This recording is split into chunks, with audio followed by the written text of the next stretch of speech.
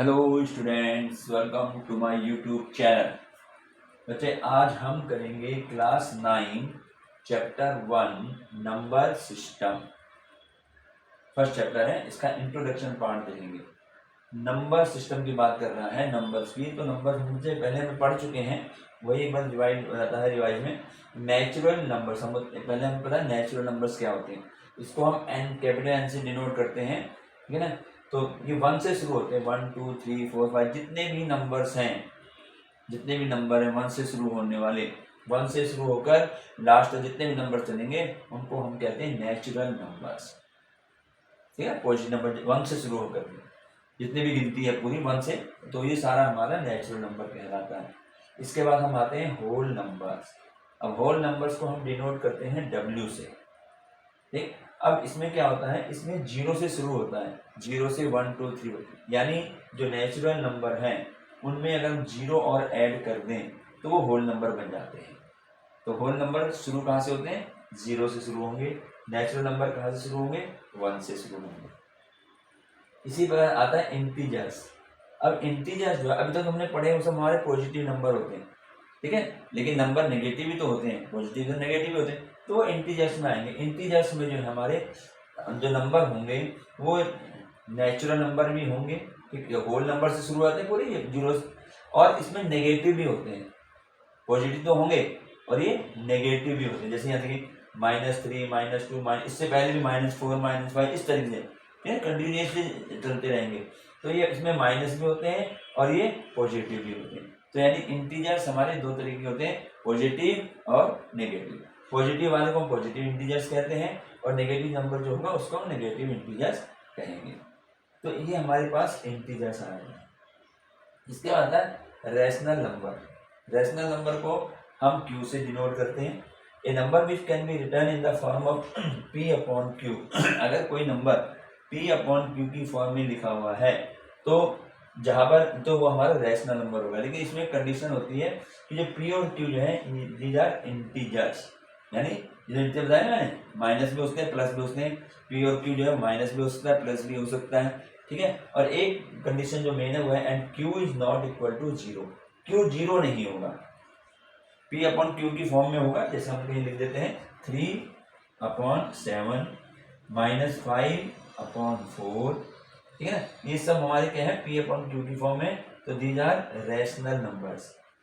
अब कहीं पर ये नहीं हो सकता कि 5/0, यहाँ लिखा ना Q is not equal to 0, Q denominator में आता है, तो Q is not equal to 0 ये नहीं हो सकता, ठीक है। यानी Q जो 0 नहीं होगा, और 0 के अलावा कोई भी नंबर हो सकता है। अब हम बात करते हैं, अगर मैंने यहाँ लिख दिया 6, तो क्या 6 जो है हमारा एक रैशनल नंबर है। अब क्योंकि हमारा P/Q की फॉर्म में तो नहीं है, तो हम क्या करेंगे, इसको P/Q फॉर्म में इसको 6/1 कर सकते हैं। 1 से किसी भी नंबर में डिवाइड करेंगे तो नंबर थोड़ा चेंज होगा, तो 6/1 करते हैं। तो यानी 6 जो है वो भी हमारा रैशनल नंबर है। कोई भी नंबर हो, -10 लिखा हुआ है, ये भी हमारा रैशनल नंबर है। क्यों, हम इसको /1 कर सकते हैं। तो ये हमारे रैशनल नंबर हैं जो इस फॉर्म में बने हुए होंगे। अब हमने आगे अभी पढ़ा हुआ है नंबर लाइन, पढ़ा है ना, नंबर लाइन। नंबर लाइन क्या होता है, नंबर लाइन पढ़े हुए नंबर लाइन को क्या होता है, एक लाइन होती है सीधी, और इसमें यहाँ पर 0 होता है, और 0 के राइट में आएगा positive number 1 2 3 4 and so on. ऐसे ही इधर को चलेगा, इधर को क्या होता है, राइट उसके लेफ्ट में -1 -2 -3 -4, ये नंबर लाइन होती है, ठीक है। और इस नंबर लाइन में हमें अब जैसे कोई रैशनल नंबर हमें दिखाना है, तो हम नंबर लाइन में इजीली जो है रैशनल नंबर को दिखा सकते हैं, ठीक है। जैसे मान लो मुझे 3 को दिखाना है, 3 नंबर लाइन में, तो क्या करेंगे, 0 ये रहा, 1 2 3 है, मैं यहाँ पे एक पॉइंट लगा दूंगा, तो ये पॉइंट हमारा जो है 3 को डिनोट करेगा। माइनस, मान लो -2 करना है नंबर लाइन में, तो ये 0 है, -2 है ना। इसी प्रकार से कोई भी रैशनल नंबर है ना, 2/5 3/, ये भी नंबर इसमें जो है हम नंबर लाइन में इसको दिखा सकते हैं, ठीक। तो ये तो हो गया हमारा रैशनल नंबर, ऐसे हम आगे पढ़ेंगे रैशनल नंबर, उसको आगे हम करेंगे डिस्कशन उसके बारे में। तो ये हमारे पास नंबर लाइन हमें ऐसे बनानी पड़ती है। अब हम इसके में आते हैं। अब देखिए, जैसे मान लिया आपसे कहा जाए कि 1 और 2 के बीच में, 1 और 2 के बीच में रैशनल नंबर लिखिए। वो कितने भी, 2 भी पूछ सकता है, 3 भी पूछ सकता है, ठीक है। तो हमें 1 और 2 के बीच में हमें जो है रैशनल नंबर लिखने हैं, ठीक। तो हम कैसे करेंगे, जैसे हमने कहा फाइंड द रैशनल नंबर, जैसे क्वेश्चन बन जाता है, जैसे find the rational number, find the rational number between 1 and 2,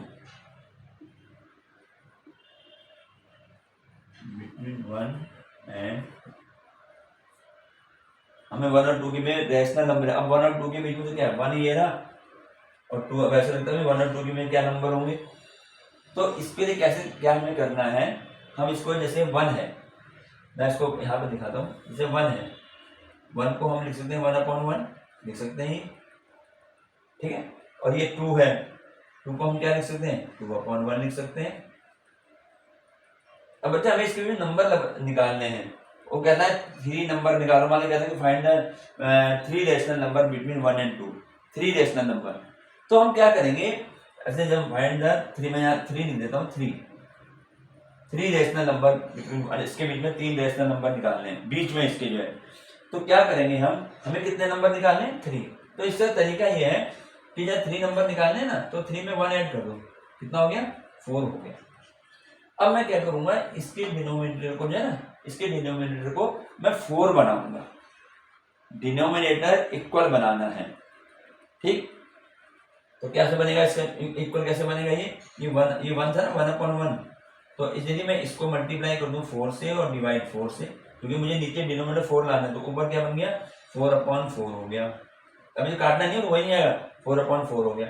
अब ऐसी 2/1 है, 2/1, अब किससे मल्टीप्लाई करूंगा, 4 से। तो 4 से न्यूमिनेटर में भी और डिनोमिनेटर में, तो 8/4 आ गया। यानी अब जो क्वेश्चन ये था कि 3 रैशनल नंबर निकालने 1 और 2 के बीच में, अब वो क्वेश्चन ये बन गया कि अब हमारे 4/4 और 8/4, इसके बीच में हमें 3 रैशनल नंबर निकालने हैं, ऐसे करना है। तो क्या होंगे इसमें, 4/4 के बाद क्या आएगा, 5, तो 5/4 हो गया, एक नंबर ही हो गया। उसके बाद 6/4 हो गया, उसके बाद 7/, ये 3 नंबर हो गए इनके बीच में। तो कहीं भी कोई भी रैशनल नंबर है ना, कोई भी, ध्यान मैंने 1 और 2 लिया, कोई भी रैशनल नंबर है, अगर उसके बीच में हमें उनके बीच के रैशनल नंबर निकालने हैं, तो हम क्या करते हैं, इसमें सबसे आसान तरीका ये है कि जितने रैशनल नंबर पूछे हैं ना, कि उसके अगर मान कहता है कि इसके बीच में 4 रैशनल नंबर निकालो, तो मैं क्या करूँगा, 4 में 1 ऐड कर दूंगा, 5। तो अब मैं डिनोमिनेटर को 5 बनाऊंगा, ठीक है, डिनोमिनेटर को 5 बनाया जाएगा। और 5 बनाने से जो है उसके लिए क्या करेंगे, ऊपर नीचे मल्टीप्लाई कर देंगे 5 बनाने के लिए। फिर जो हमारे पास नंबर आएगा, अब उनके बीच में हमें नंबर लिखने हैं। तो इसके बीच में नंबर जैसे 4/4, ऊपर 4 है ना, नीचे तो चेंज नहीं होगा, 4 ही रहेगा। ऊपर 5/4 है तो 5 आगे, अगला क्या होगा, 5/4। नेक्स्ट क्या होगा, 6/4। नेक्स्ट क्या होगा, 7/4। ऐसे जितने मर्जी नंबर जो है हम यहाँ पूछ सकते। अगर वो यहाँ कहता 10 रैशनल नंबर निकालो, तो हम उसको 10 + 1 यानी 11, तो मैं इसको 11 बनाता, फिर इस 1 को 11 से मल्टीप्लाई और डिवाइड दोनों में करते, ठीक है। ये रैशनल नंबर ये आगे क्वेश्चन में आएंगे, लेकिन अभी क्योंकि इंट्रोडक्शन चल रहा है, तो यहाँ पर हम आपको थोड़ा सा इसका भी आइडिया दे दें कि हम किस प्रकार से रैशनल नंबर इनके बीच में हम निकालेंगे, ठीक है। चलिए अब हम अभी हमने रैशनल नंबर पढ़ा, अभी से बताएंगे।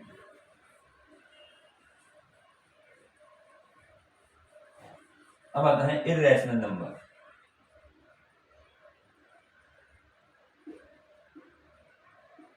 इर्रेशनल नंबर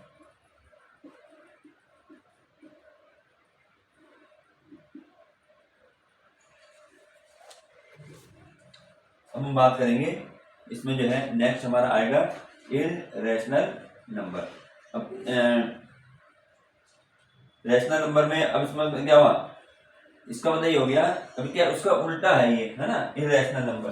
तो यानी जो भी नंबर हमारा इस फॉर्म में ना लिखा जाए, सिंपल सी बात ये है, जो भी नंबर हमारा इस फॉर्म में नहीं लिखा जाएगा वो हमारे जो है इर्रेशनल नंबर होंगे। रैशनल नंबर का अपोजिट हो जाएगा, ठीक है ना। जैसे मैं लिख दूं नंबर, अगर इसकी डेफिनेशन लिखना चाहें, a number which can not B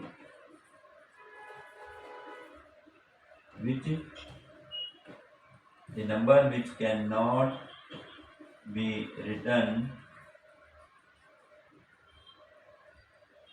which cannot be written in the form of p upon q। जिसको हम p upon q की फॉर्म में ना लिख सकते हैं वो हमारे जो है इर्रेशनल नंबर होंगे। अब इर्रेशनल नंबर को ध्यान से समझ लें, ठीक है। जैसे एक पाई है, बच्चे पाई की वैल्यू हम क्या रखते हैं 22/7 रखते हैं, 22/7, लेकिन ये इसकी एक्चुअल वैल्यू नहीं है, ये हम कैलकुलेट करने के लिए लेते हैं। अगर इसकी वैल्यू देखी जाए तो 3.141 को इस तरह से चलती है, बहुत लंबी वैल्यू है, तो उसको उसके अनुसार ये पाई जो है हमारा क्या होगा, ये पाई हमारा जो है इर्रेशनल नंबर होगा। तो पाई हमेशा इर्रेशनल नंबर होगा। और देखें कहीं लिखा हुआ है √2 लिखा हुआ है। अब √2 जो हमने लिखा हुआ है, अब ये भी हमारा जो है क्या होगा इर्रेशनल नंबर होगा √2। देखें इसमें क्या है कि हमने बताया कि p और अब p अपॉन q जो है, p और q क्या होते हैं, इसमें इंटीजर्स होते हैं पहली बात।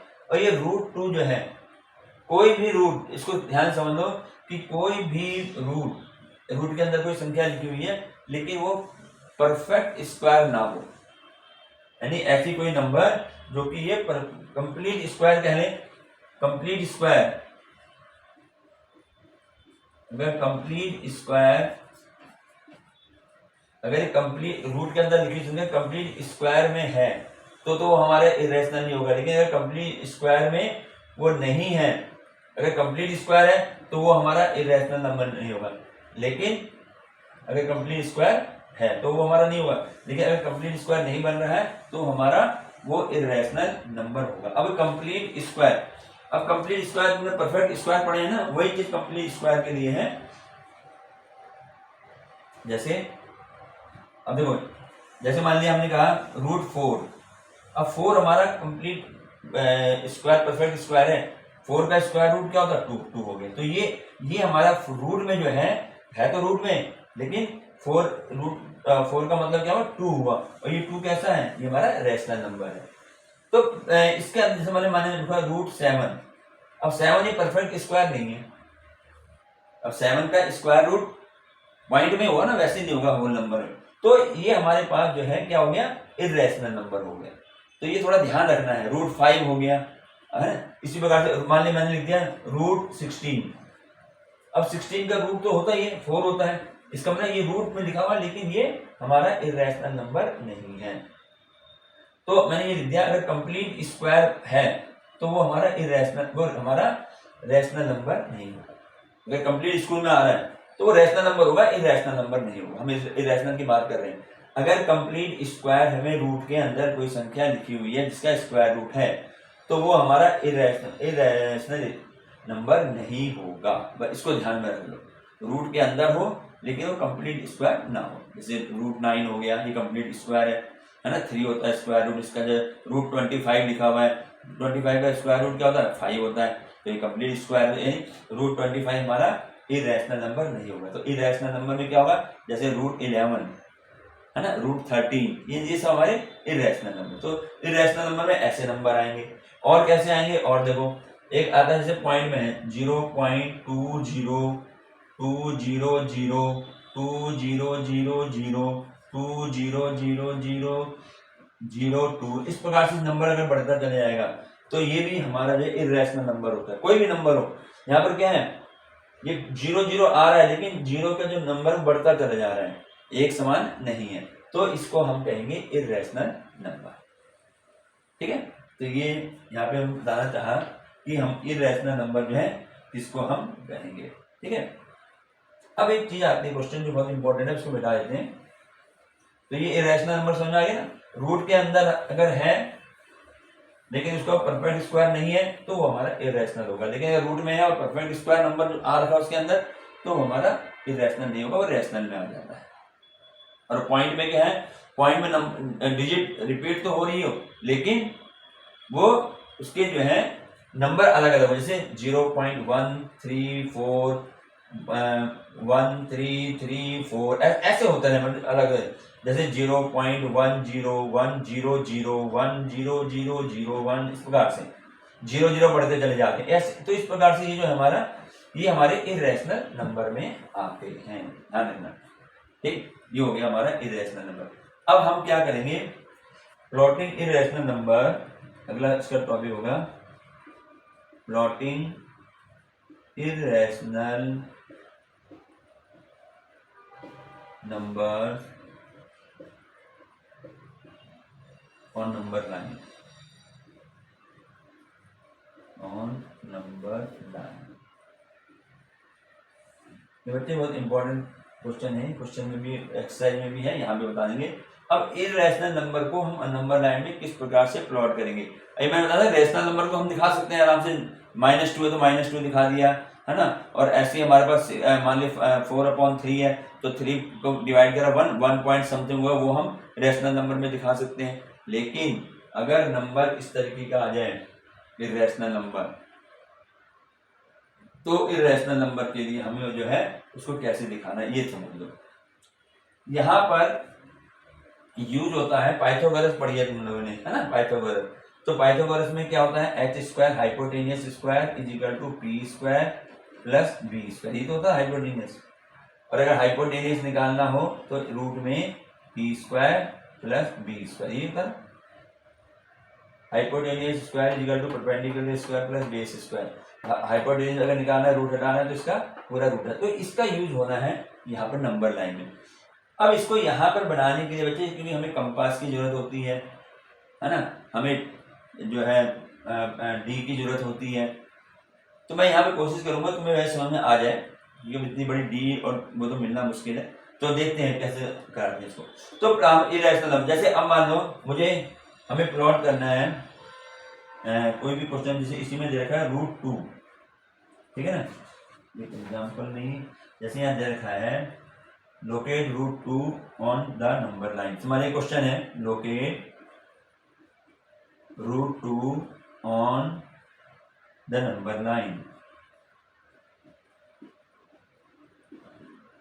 Number line. अब इसको ध्यान से देखना, बहुत इंपॉर्टेंट क्वेश्चन है। एक क्वेश्चन आता है कि इसको जो है लोकेट करना है नंबर लाइन में। क्या करेंगे, सबसे पहले देखो ये 2 है, तो 2 को हम जो है कैसे लिख सकते हैं, 1+1 लिख सकते हैं, लिख सकते हैं ना 1+1। मैं इसको इस फॉर्म में बनाऊंगा, ठीक है। अब यहां पर मैं इसको लिख सकता हूं √2 का स्क्वायर इज इक्वल टू क्या होगा, मैंने इसका स्क्वायर किया तो इसका भी स्क्वायर होगा दोनों तरह, यानी मैं इसको लिख सकता हूं 1 का स्क्वायर प्लस 1 का स्क्वायर। ऐसे कर, या इसको ऐसे देखो, इसको छोड़ो ऐसे कर लेते हैं। यहां पर हमने क्या करना है, इसको मैंने √2 लिख दिया, यानी इसका रूट ले लिया, तो इसका भी पूरे का रूट होगा 1+1।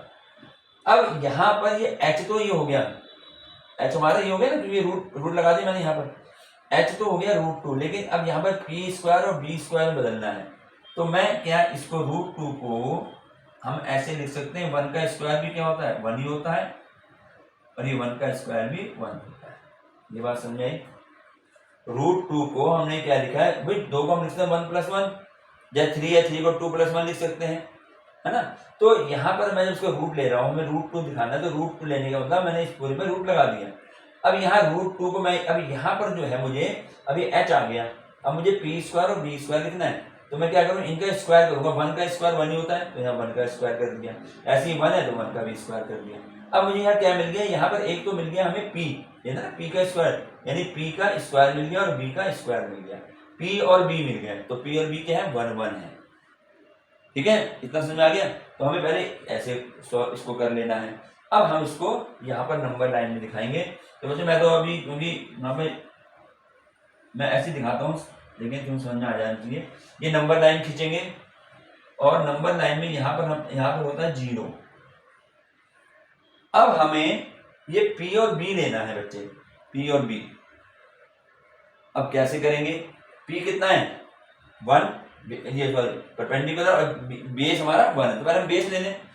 अब यहाँ पर हमने क्या करना है, जैसे नंबर होते हैं 1 2, जैसे स्केल है ना, स्केल में स्केल होता है ये, और इस स्केल में इंचेज वाले जो है ना, इंचेज ऐसे रख लो, इसको ऐसे रख के, और यहाँ पर एक एक इंच में जो है, इंच में कह रहा हूँ, एक एक इंच में यहाँ निशान लगा दो, ठीक, 1 2 3 जैसे भी है ऐसे निशान लगा देने। अब क्या होगा, अब हमारे पास है बेस 1, यहाँ पर 1 सेंटीमीटर नहीं है, 1 इंच नहीं है, यहाँ हम इसको 1 यूनिट कहते हैं, सिर्फ 1 यूनिट। तो हमने यहाँ से यहाँ तक जो है, ये 1 है हमारा, यहाँ से यहाँ तक ये 1 यूनिट ये खींच दिया। आगे 1 यूनिट, ये 1 यूनिट है, मैं फिर बता रहा हूँ, इसमें सेंटीमीटर और मीटर तो कुछ नहीं है, ये 1 यूनिट कहा जाएगा, ठीक। अब जहां पर 1 यूनिट आ गया, अब ये बेस हो गया हमारा, बेस 1 हो गया।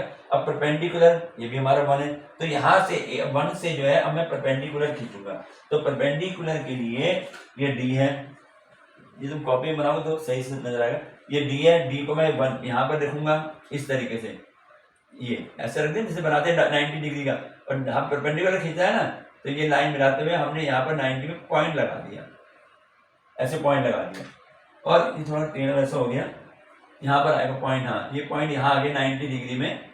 अब मैं क्या करूँगा, इसको जो है जितना मैंने यहाँ से यहाँ तक कर लिया है, ध्यान रखना जितना ये दूरी है, क्योंकि ये 1 है ना, ये 1 यूनिट है, अब ऐसी 1 यूनिट ऊपर लेनी है।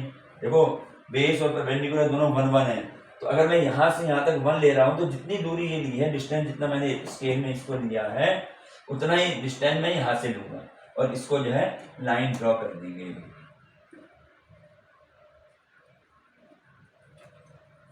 ये भी हमारा 1 ही होगा, 1 यूनिट, दोनों 1 1 है ना, बेस और परपेंडिकुलर, तो ये बेस हो गया, ये परपेंडिकुलर, और यहां से हमने इसको मिला देना है O से, ये बात समझ में? इतना हमने काम किया, ये 1 यूनिट है, ये वाला 1 यूनिट है, ये भी हमारी 1 यूनिट है। अब 1 यूनिट ये है, 1 यूनिट ये है, अब मैं इसका, ये हमारे पास O, इसका नाम हम A दे देते हैं, इसको हम B दे देते हैं, ठीक है। अब क्या करना है, अब देखिए ये क्या होगा, OB, अगर मैं यहाँ पे करना चाहूँ 1 का स्क्वायर पर 1 का स्क्वायर, 1 स्क्वायर 1 होता है, 1 स्क्वायर 1 होता है, √2 आ जाएगा, है ना। तो ये जो लाइन आई OB, ये हमारी √2 है, ये हमारी √2 आ गई। अब देखो आगे क्या करना है, हमें तो नंबर लाइन में दिखाना है। अब हम क्या करेंगे बच्चे, हमने लिया कंपास, ठीक, और O को सेंटर लेना है, जैसे यहाँ पे O को सेंटर लिया, और ये OB नापना है, OB जितना है, ये इस तरीके से, इसका इतना बड़ा नहीं है, ये आ गया, दिखाई दे रहा है, OB लेकर के, और यहां से हमने जो खींचना है, और यहाँ ऐसे ऐसे लगाना थोड़ा इसमें, क्योंकि हमारा वो नहीं है, इसको ऐसे लाते हुए यहाँ पे लगा देना है, यह तो ये जहां पर काटा है इसको, इसको हमने C मान लिया, ये A तो ये पॉइंट है, ये C है, ये 1 यूनिट है, ये यहाँ पे दिया 1 यूनिट, ठीक है, ये हो गया। तो अब जो मैंने इसको O को सेंटर माना, O को सेंटर मान करके, और ये OB जो हमारी √2 थी, ये लेकर के हमने एक आर्क खींच लिया जो इस लाइन को C पर काट रहा है। तो इसका मतलब यहाँ पर OB जो है OC के बराबर होगी, या OB और OC दोनों इक्वल होगी, क्योंकि ये हमने रेडियस लिया ना, तो रेडियस यहाँ तक आया, इसके एक रेडियस इक्वल होता है। तो ये जो हमारा OC आया, तो OC कितना हुआ, OB कितना आया, √2 था ना, तो OC भी क्या, √2 आ गया। तो यानी जो पॉइंट C है, पॉइंट C जो है वो कितना हो गया, √2 आ गया, यहाँ पे √2 आया, ये पॉइंट √2 जो है, C पॉइंट जो है वो √2 को डिनोट करेगा। ये इस तरीके से करना है बच्चे, ठीक है ना। इसकी प्रैक्टिस जैसे √2 का आ गया, √3 होता है, √5 होता है, √7, इस तरह से बनाए जाते हैं। एक और बना के दिखाते हैं, जैसे मान लिया हमें मान लो कि क्वेश्चन आया कि भाई आप इसको दिखाइए √3 को लोकेट करना है, ठीक है। अब मैं इसको बिठा के ना फिर दोबारा से इसको ही बनाएंगे, एक बार और प्रैक्टिस हो जाएगी इसकी जो है। √3 बनाना है। अब पहले तो ये देखें कि √3 को हम लिख कैसे सकते हैं। मान लो 3 है मेरे पास, तो 3 को हम क्या लिखेंगे, 2 + 1, ये तो कहा जाएगा। तो इसमें जो है √3 को मैं यहां लिख दूं 2 + 1 और इसका रूट, ठीक है। 3 को मैंने ऐसे लिख दिया 2 + 1 रूट में। अब बच्चे हमें तो क्या चाहिए, हमें तो चाहिए, हमारे पास क्या है, hypotenuse is equal to base square plus perpendicular, ये होता है हमारा तो, ठीक है। और h बराबर क्या हो जाएगा, h हो जाएगा हमारा रूट में b² और प्लस के p², ये हो जाएगा। तो मुझे h तो ये रहा, जिसकी जो हमें वैल्यू, जो हमें वहां पॉइंट लोकेट करना है, h तो ये रहा, लेकिन यहां पर जो है मुझे b² और p² चाहिए। अब कैसे होगा, अब देखें, अब 2 मैं किस नंबर का स्क्वायर करूं तो मुझे 2 मिल जाए। अगर मैं 2 का स्क्वायर करूं तो 4 मिलेगा ना, मुझे 2 तो नहीं मिलेगा। तो ऐसा कोई नंबर मैं लूं जिससे 1 है, 1 का स्क्वायर करूंगा तो 1 ही आएगा। तो यहाँ पर मुझे 2 के लिए कोई ऐसा नंबर लेना होगा जिसका स्क्वायर, क्योंकि हमें स्क्वायर चाहिए दोनों में, जिसका स्क्वायर करने में 2 ही आए, तो वो नंबर होता है √2। √2 का स्क्वायर करेंगे तो हमारे पास 2 आएगा, ठीक है। तो ये आ गया हमारा, ये आ गया ना बेस, b² आ गया प्लस, अब ये भी स्क्वायर में लिखो तो 1 का स्क्वायर तो 1 होता है, तो ये 1 हो गया। तो मैं √3 को ऐसे लिखूंगा, √2 का स्क्वायर 2 हो गया प्लस 1 का स्क्वायर 1, 2 + 1 3, √3 हो गया। अब मुझे इसको जो है लोकेट करना है नंबर लाइन में। अब देखें, अब यहां पर एक तो मुझे बेस चाहिए √2 और एक चाहिए 1। अब बच्चे यहाँ पर जो है ना √3 के लिए पहले हमें क्या बनाना पड़ेगा, √2 बनाना पड़ेगा, जो भी मैंने इससे पहले समझाया। कैसे होगा, एक हमने नंबर लाइन ले ली, यहाँ पे देख लेना कि स्केल बढ़ेगी फिर, और यहाँ पर हमने 0, अब मैं थोड़ी दूर दूर ले लूँ 1 2 ऐसे, है ना, नंबर लाइन इस प्रकार चलती है, प्लस में नहीं जो तो माइनस में है नहीं। तो अब ये अब मैं क्या करूँगा, पहले इसमें लिखा हुआ है √2, तो √2 तो हमें मिलेगा कब, जब मैं √2 का स्क्वायर बनाऊंगा। √2 के लिए क्या, √2 के लिए इससे पहले क्या बनाया था, 1 + 1 यानी 1 का स्क्वायर प्लस 1 का स्क्वायर। तो यहां से यहां तक तो हो गया 1, ये 1 यूनिट हो गई, ये यहां से 1 यूनिट कहते हैं इसको, ठीक है। सेंटीमीटर में कुछ नहीं, 1 यूनिट यहां से यहां तक, ए तक आ गया। फिर ए से क्या करेंगे, परपेंडिकुलर खींचेंगे, जो भी बताया था परपेंडिकुलर, मतलब वो डिस्टेंस इतना ही होना चाहिए जितना ये है, इसी के बराबर डिस्टेंस यहाँ पर जो है 90 डिग्री का बनाते हुए, 90 डिग्री बनाना, परपेंडिकुलर खींचना है। तो परपेंडिकुलर के लिए हमने इसके ऊपर रखा ए पॉइंट पर, और जहां 90 है वहां पॉइंट लगा दिया, और पॉइंट लगाकर स्केल से हमने इसको बनाना है, लेकिन पूरा ऊपर तक नहीं जाएगा, ध्यान रखना, जितना ये है ना OA उतना ही हमें यहाँ से यहाँ तक बनाना है, जितना ये है, नाप के देख लेना, यहाँ तो थोड़ा वो रहेगी। तो ये हमने ऐसे इसकी सीध में ही, पूरा ऊपर तक नहीं जाएगा, लेकिन ये जो है जैसे यहाँ तक आ गया 90 डिग्री का परपेंडिकुलर खींचना है, और वो भी कितना है, 1 यूनिट, ये भी हमारा 1 यूनिट है, और ये हमारा आ गया बी, इसको बी मान लेते हैं पॉइंट। और मैं यहाँ हमारे पास था ओ, है ना, यहाँ पे 0 है, ओ कह लो इसको। अब यहाँ से मैं इसको स्केल से बी से हमने ओ को मिला दिया, ये तो ये 1 है, ये 1 है, तो 1 का स्क्वायर प्लस 1 का स्क्वायर √2 हो गया, तो ये वैल्यू आ गई √2। हमें तो √3 बनाना है। अब क्योंकि √3 के लिए √2 चाहिए था, क्योंकि बेस क्या है, √2, ये होगा बेस, b का स्क्वायर नहीं, बेस कितना है, √2 का स्क्वायर, तो √2 ही आ गया। अब क्या करना है बच्चे, यहाँ पर हमने क्या करना है, अब एक तो बेस तो आ गया √2, ये आ गया। अब हमें चाहिए परपेंडिकुलर 1 यूनिट का। अब मैं परपेंडिकुलर यहाँ खींचूंगा इस पॉइंट पर, बी पर, इस पे रखा है इसको ऐसे ऐसे दिखाई दे रहा। अब बी पर खींचना है, तो 90 डिग्री जहां आएगा वहां पॉइंट लगा दो, और यहां से 1 यूनिट का, जितना ये है ना, ये 1 यूनिट है, इतने ही हमने जो है, इतने ही नाप के हमने यहाँ पर लाइन ड्रॉ कर दी ऐसे। ये तो कॉपी में कराना था, पर इतना यहाँ पे मेरे पास वो नहीं है, ये 90 डिग्री का यहां आ गया, ये √2 हो गया, ये हो गया 1। ये अब इसको जो है यहां पर हमने पॉइंट ले लिया C, और C से अब मैंने O को मिला दिया, C से O को मिला दिया। तो अब ये CO जो है ये हमारी कितनी होगी, ये √2 है, ये 1 है। यानी अगर मैं इस ट्रायंगल OBC में लेता हूं, इन ट्रायंगल OBC, तो मेरे पास ये 90 डिग्री है, तो ये हाइपोटेन्यूस हो गया OC, यानी OC का स्क्वायर इज इक्वल टू क्या होगा, OB का स्क्वायर और प्लस BC का स्क्वायर। तो OB कितना है, OB यदि √2, तो √2 का स्क्वायर प्लस BC कितनी है, 1 है, तो 1 का स्क्वायर, तो √2 का स्क्वायर 2 होता है, 1 का स्क्वायर 1 होता है, यानी OC का स्क्वायर आ गया 3। तो OC कितना आया, √3।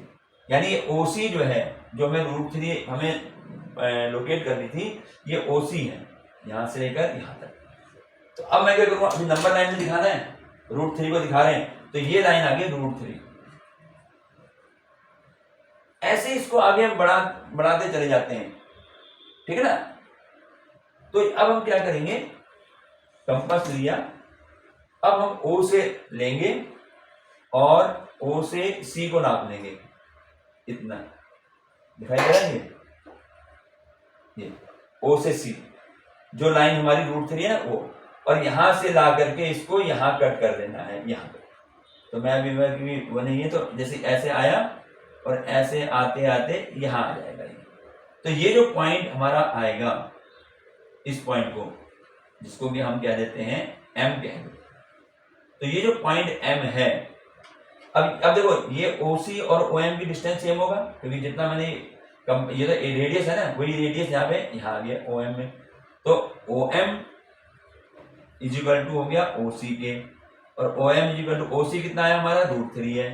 तो ये OM जो है √3 हो गया, यानी जो पॉइंट हमने नंबर लाइन में दिखाना है, तो √3 का पॉइंट कौन सा हुआ, M। तो M इज √3, ये पॉइंट M का जो है वो √3 को डिनोट करेगा। तो इस तरीके से बच्चे हमें जो है, अब मान लिया जैसे √5 का आता तो इसको और आगे ये √3 आ गया, फिर यहां से 90 का एंगल बनता, ठीक है। तो √3 और 1 का स्क्वायर 4, वो 2 आता पहले, फिर 2 के बाद फिर अगला स्टेप आता। तो ऐसे हमें जो है बनाने पड़ते हैं, जो भी हम पूछा है, ज्यादा बड़ा पूछता नहीं है, लेकिन फिर भी अगर √3 का पूछेगा तो पहले हमें इस तरीके से √2 का बनाना पड़ेगा। 1 यूनिट यहाँ ली, पहले नंबर लाइन खींच लिया, एक बार समझ लो, नंबर लाइन खींच लिया, नंबर लाइन में यहाँ पर 0 आ गया, 0 से फिर हमने जो यहाँ पे पॉइंट लगा दिया 1 2 3 4, इसको हमने 1 यूनिट माना। पहले मैं 2 का बना रहा हूँ, 1 यूनिट, मैं फिर बता रहा हूँ इसको नाप के नहीं कि सेंटीमीटर इतना नहीं, जो भी डिस्टेंस तुमने लेना है उसको 1 यूनिट मान लिया। लेकिन यह है कि जितना यूनिट, अब जहां भी 1 यूनिट आएगा वो इतना ही डिस्टेंस लोगे।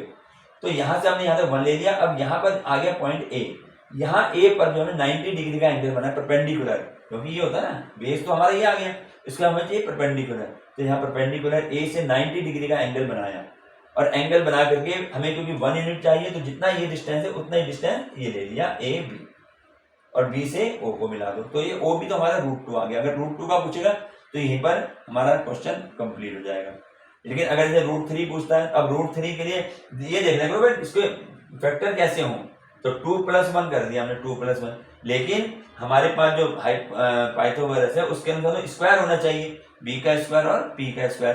तो जो दो नंबर हमने लिए हैं ना, अब देखो हम किसका स्क्वायर करें कि यही नंबर आ जाए। अब 2 तो यार किसी का कोई ऐसा नंबर नहीं जिसका स्क्वायर करना पर 2 आएगा, लेकिन एक नंबर है √2, तो √2 का स्क्वायर कर दिया, क्योंकि यहाँ मुझे स्क्वायर की फॉर्म में लिखना है, ये स्क्वायर की फॉर्म में, तो √2 का स्क्वायर लिख दिया, और 1 को 1 का स्क्वायर होता है। तो हमारे पास ये P आ गया, ये B आ गया, या इसको B कह लो, इसको P कह लो, उससे कोई फर्क नहीं पड़ता। तो बेस √2 आ गया, तो √2 तो हमारा ये बना ही हुआ था OB, ठीक है, और परपेंडिकुलर 1 है। अब परपेंडिकुलर खींचना है तो B पर परपेंडिकुलर खींचेगा 90 डिग्री का, और ये यूनिट होगी 1। C आ गया, C से O को मिला दो, ये हमारी OC जो आएगी वो √3 आएगी।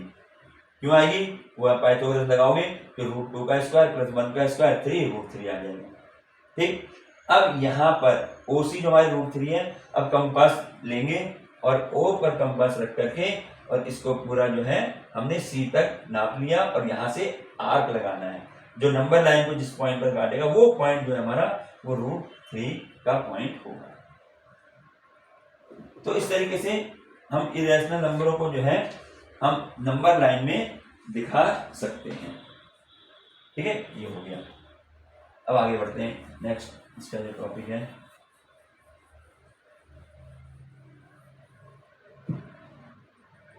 अगला है decimal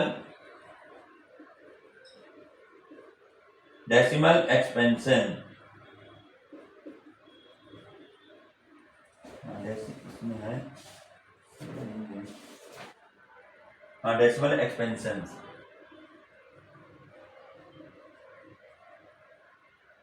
real number and their decimal expression. अच्छा, इससे पहले एक चीज और बतानी रहेगी, वो बता देते हैं। रियल नंबर ये रह गया, रियल नंबर्स क्या होते हैं? देखिए बच्चे, रियल नंबर हमारे होते हैं collection of all rational and irrational numbers. को सारे नंबर रेशनल हो चाहे वो इरेशनल नंबर हो, ठीक है, वो हमारे रियल नंबर कहलाएंगे। तो collection of all rational and irrational number, इसमें जो है रेशनल नंबर भी आ जाएंगे और इरेशनल। इसको ऐसे लिख देते हैं कि collection of all rational and irrational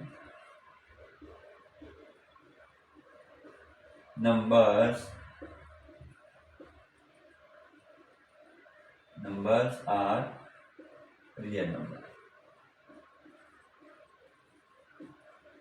ठीक है, रियल नंबर्स होंगे, कोई भी हो उसमें जो है रेशनल इरेशनल, यानी उसमें नेचुरल नंबर भी आ गए, होल नंबर भी आ जाएंगे, इंटीजर्स में सारे जो नंबर जो है वो हमारे √2 √3 सब हमारे, ये हमारे रियल नंबर्स कहलाते हैं, है ना। कोई भी नंबर हो, √3 है, ये हमारा रियल नंबर हो गया।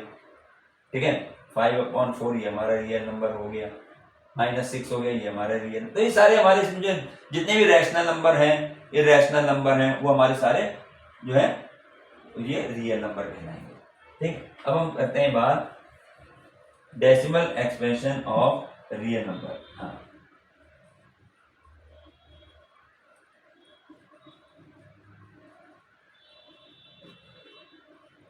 Decimal expansion of real number. ये अब इसमें decimal expansion of real number में हम क्या करेंगे, ये हम देखो, इसको हम करने से पहले हमें जो है कुछ बातें ध्यान रखनी है। जैसे हम एक होगा टर्मिनेटिंग,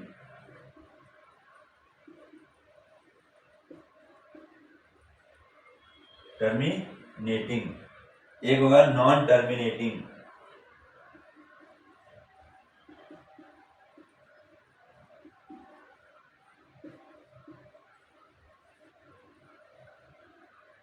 टर्मिनेटिंग हो गया, नॉन टर्मिनेटिंग हो गया, एक होता है रिकरिंग या रिपीटिंग कहते हैं, रिपीटिंग, और एक होता है नॉन रिकरिंग।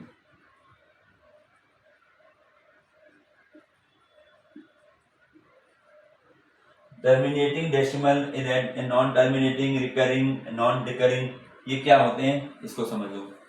ये हमारे पास इसमें बनेंगे हमारे, ठीक है।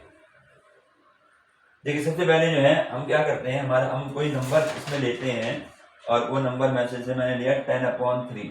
इसको समझने से पहले ये समझ लें, कोई नंबर है 10/3 है, 7/8 है और 1/7, ये नंबर है, ठीक है।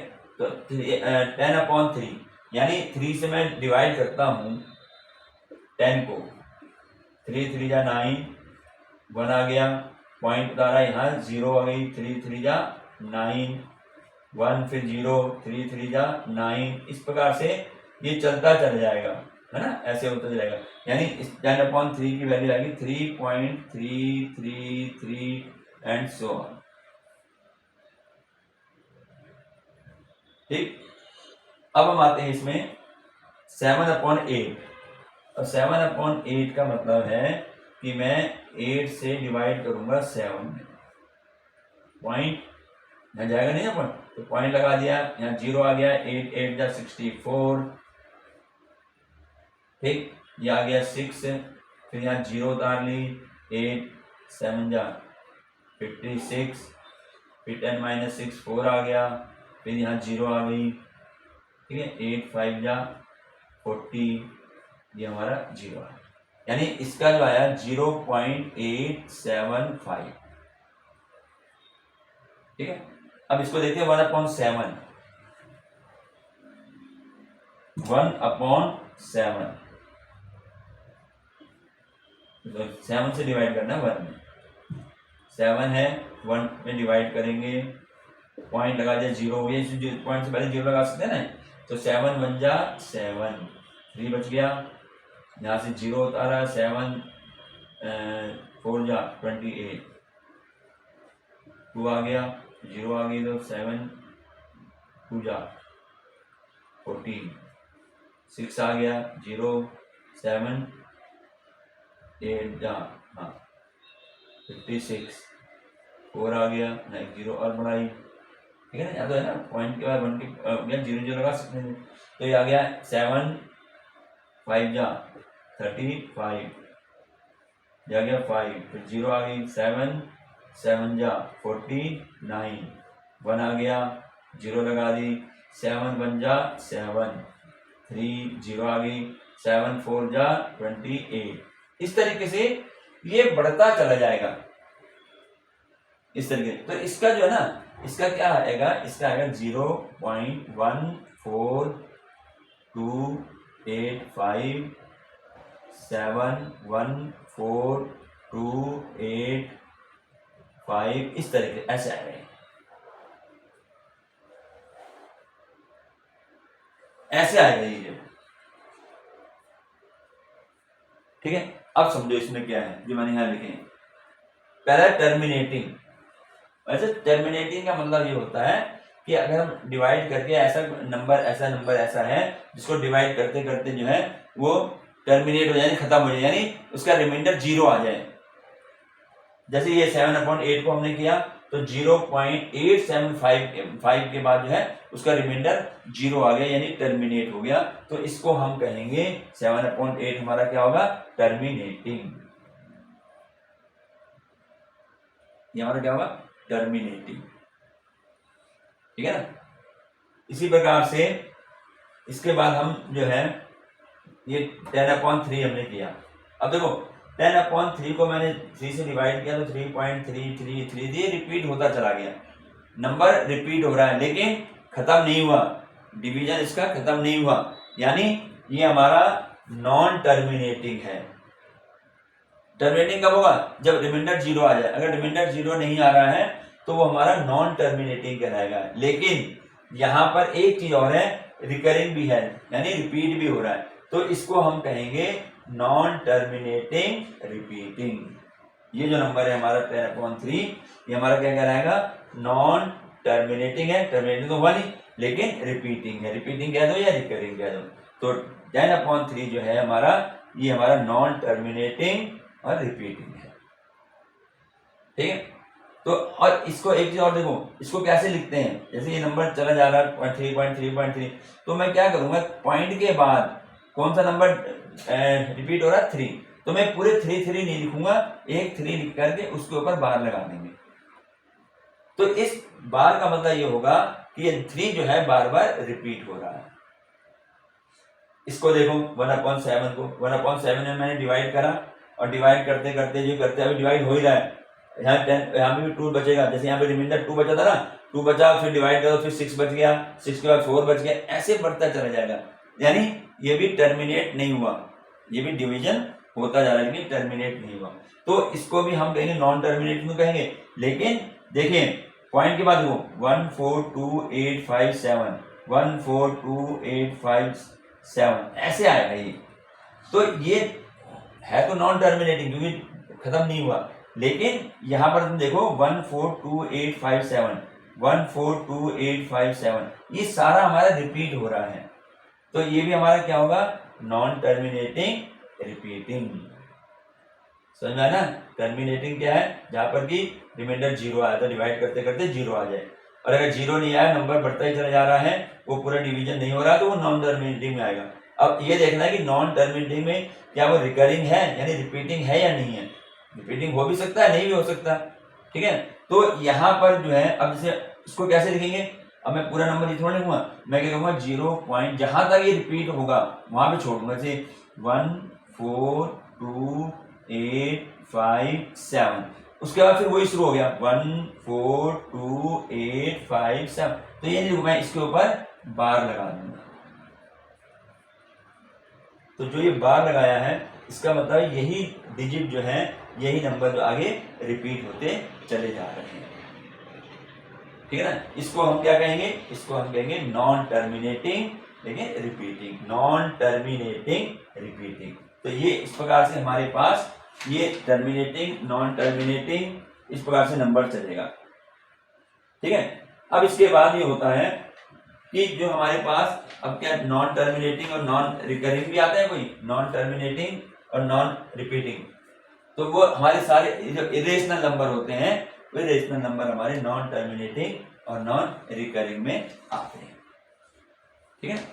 जैसे बताइए √2 है, इसकी वैल्यू 1.4 142 ऐसे बढ़ती चली जाती है, ये क्या खत्म भी नहीं होंगे, ना इसमें कोई नंबर जो है रिपीट होगा, तो इसको हम क्या कहेंगे, ये हमारा जो है नॉन टर्मिनेटिंग नॉन रिकरिंग, ये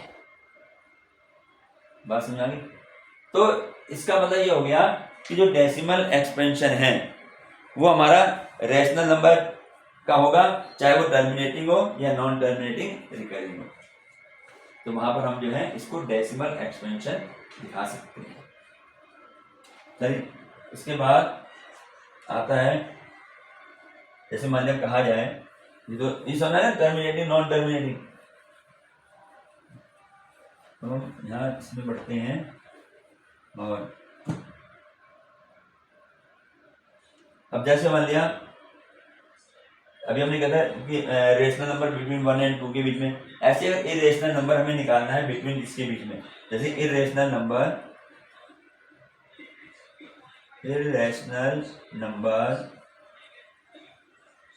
बिटवीन कोई भी जैसे 1/7 एंड 2/7, इसके बीच में हमें इरेशनल नंबर हैं, इनके बीच में हमें इरेशनल नंबर निकालने हैं, 1/7 और 2/7। तो देखिए 1/7 को जो है जब हमने डिवाइड करा तो इसकी वैल्यू यही तो आएगी 0.414, ये रहा था, अभी हमने डिवाइड करा इसको 0.142857, ऐसे आया था नहीं, ऐसे, ठीक है, ये इस तरीके से। और इसमें आता है 2/7 क्या होगा, 2/7 क्या होगा, यानी जो 1/7 है इसको 2 से मल्टीप्लाई कर दें, तो ये आ जाएगा हमारे पास 0.285714 ऐसा, ये तो आएगा, यानी जो 1/7 आया है इसको 2 से मल्टीप्लाई करते हुए यही आ जाएगा इसमें जो, तो ये हमारे 2/7 1/7 और 2/7। अब इसके बीच में इरेशनल नंबर निकालने, अब इरेशनल नंबर कैसे निकलेंगे बच्चे, देखें अब यहां पर जो नंबर आएगा, ये शुरू का नंबर देखो, दो कितने है, 14 है, इसमें 14 है, ठीक है। तो हम कोई भी इसमें नंबर ऐसा लिख सकते हैं, जैसे मान लिया मैंने लिखा इसको 0.15, कुछ भी नंबर लिख दो, कोई दिक्कत नहीं है, जैसे हमने यहाँ लिख दिया 0.150150015000, एक ये नंबर हो गया, ठीक है। और कोई देख लो, ये कहाँ तक आएंगे, यहाँ पे तो 28 है, तो यानी 1/7 में 27 तक के नंबर हम ले सकते हैं। और कोई नंबर लेना, कोई भी नंबर ले लो, 0.19019000, कुछ भी लिख दो यहाँ पर, इससे कोई दिक्कत नहीं है, ठीक है ना, कुछ भी नंबर लिख दो यहाँ, तो ये इरेशनल नंबर, इन दोनों के बीच के इरेशनल नंबर हो गए, अब जैसे ये 28 है, तो 28 से क्या है 28, अब हमने 14 था ना 14, अब 28 है, तो यानी हमें 27 तक लेने इनके बीच में कोई नंबर, क्योंकि यहाँ 28 शुरू हो जाता ना यहाँ पहले दो डिजिट, तो इन दोनों के बीच के नंबर ये हो गए। और भी कोई ले लो, कोई भी नंबर लिख सकते हो, कोई भी नंबर 0 पॉइंट, मैंने यहाँ 27 तक लिखने हैं क्योंकि ये 28 है यहाँ पर, उसके बीच में तो लिखने हैं, इससे ज्यादा और इससे कम, तो कोई भी नंबर लिख लो 2 1 4 2 1 1 4 2 1 1 1 4, इस तरीके से लिख सकते हैं इसको। तो ये हमारे यहाँ तक हो गया। अब आगे हम नेक्स्ट इंट्रोडक्शन पार्ट सेकंड में करेंगे।